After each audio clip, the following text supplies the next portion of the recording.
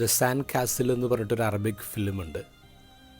അതിലൊരു ചെറിയ ദ്വീപിൽ ഒറ്റപ്പെട്ടു പോകുന്നൊരു ഫാമിലി, അപ്പൻ അമ്മ 2 മക്കൾ. ഇവർ രക്ഷയ്ക്ക് വേണ്ടി കാത്തിരിക്കുകയാണ്. അവിടെ ഒരു ലൈറ്റ് ഹൗസ് ഉണ്ട്.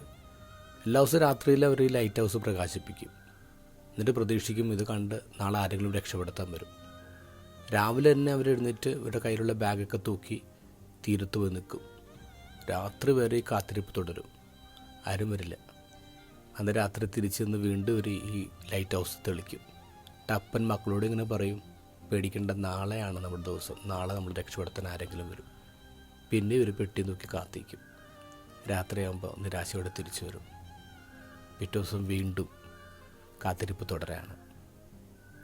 ഇത് ഗോസ്പലിൽ നമ്മൾ കാണുന്നത് അങ്ങനെ കാത്തിരുന്ന ഒരാളെയാണ്, ശിമയോനെ. ശിമയോനെക്കുറിച്ച് കുറേ അധികം പാരമ്പര്യങ്ങളുണ്ട്. അതിലൊരു പാരമ്പര്യം പറയുന്നത് ഹീബ്രു ബൈബിള് ഗ്രീക്കിലേക്ക് ട്രാൻസ്ലേറ്റ് ചെയ്ത 70 പേരാണ്. അതിന് സെപ്തുജിൻ എന്ന് പറയാം. ആ 70 പേരിൽ ഒരാളായിരുന്നു ശിമയോൻ.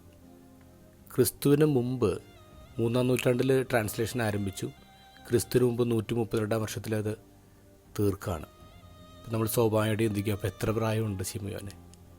ചില പാരമ്പര്യം പറയുന്നത് ശിമയോൻ 270 വയസ്സായിരുന്നു, ചിലത് പറയുന്നത് 360 വയസ്സായിരുന്നു. വേറൊരു പാരമ്പര്യം കൂടി പറയുന്നത് ശിമയോൻ ഇങ്ങനെ ട്രാൻസ്ലേറ്റ് ചെയ്യുമ്പോൾ യശപ്രവാചകൻ്റെ പുസ്തകം 7-ാം അധ്യായം 14-ാം വാക്യം, ഇതാ ഒരു കന്യക ഗർഭം ധരിച്ച് പുത്രനെ പ്രസവിക്കും. അപ്പോൾ ശിമയോൻ ഇങ്ങനെ ചിന്തിച്ചു, എന്തുകൊണ്ടാണ് കന്യക ഗർഭം ധരിച്ചു എന്ന് പറയണേ? പെൺകുട്ടിന്ന് എഴുതിയാൽ പോരെ. അങ്ങനെ പെൺകുട്ടിന്ന് എഴുതാൻ തീരുമാനിച്ചപ്പോൾ മാലാഹ വന്നിട്ട് പറയുന്നു, തിരുത്തരുത്, കന്യക എന്ന് തന്നെ എഴുതണം. ഈ കന്യക പ്രസവിക്കുന്ന പുത്രനെ നീ കാണും. ശിമയോൻ അന്ന് തൊട്ട് കാത്തിരിപ്പ് തുടരാണ്. എല്ലാ ദിവസവും ദേവാലയത്തിലേക്ക് എഴുന്നേറ്റ് വന്ന് കർത്താവിന് വേണ്ടി കാത്തിരുന്ന ശിമയോനാണ്. Every day he showed up in the temple. ഒരു ദിവസം പോലും മുടങ്ങാതെ തനിക്ക് തന്ന പ്രോമിസിനെ കാണാൻ വേണ്ടി ശിമയോൻ കാത്തിരുന്നു എന്നുള്ളതാണ്. ശിമയോൻ നമുക്ക് വലിയൊരു പാഠമാണ്. നമ്മളൊരു കാര്യത്തിനുവേണ്ടിയൊക്കെ പ്രാർത്ഥിക്കുമ്പോൾ എത്ര ആൾ പ്രാർത്ഥിക്കുന്നുണ്ട്? 1-2 ദിവസം കഴിയുമ്പോൾ അല്ലെങ്കിൽ ഒരാഴ്ച കഴിയുമ്പോൾ നമ്മൾ വിട്ടേച്ച് പോകും. ഇട്ടേച്ച് പോകരുത്.